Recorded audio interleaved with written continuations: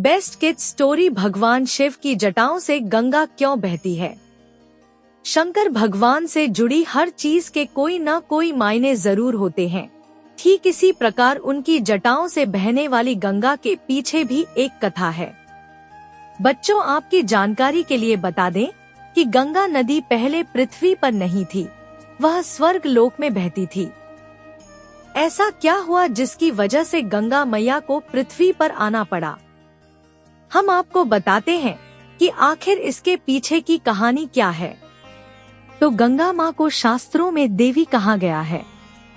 भागीरथ नाम के एक प्रतापी राजा थे और वो चाहते थे कि उनके पूर्वजों को जीवन मरण के दोष से मुक्त कर दे और इसके लिए माँ गंगा पर धरती को आना होगा। उन्होंने अपनी इस इच्छा को पूरा करने के लिए माँ गंगा की तपस्या की और वो उनकी तपस्या से प्रसन्न भी हो गई थी, लेकिन उन्होंने बताया कि यदि वो स्वर्ग से पृथ्वी पर आएंगी तो पृथ्वी उनके प्रवाह को बर्दाश्त नहीं कर पाएगी।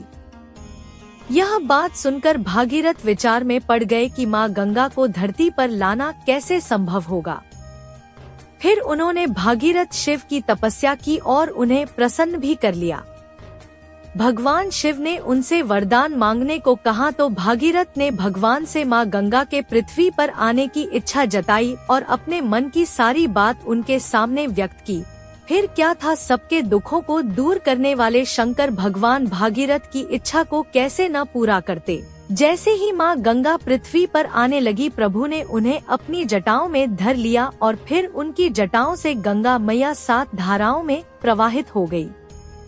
बच्चों, अब आप जान गए होंगे कि भगवान की जटाओं से धारा क्यों बहती है।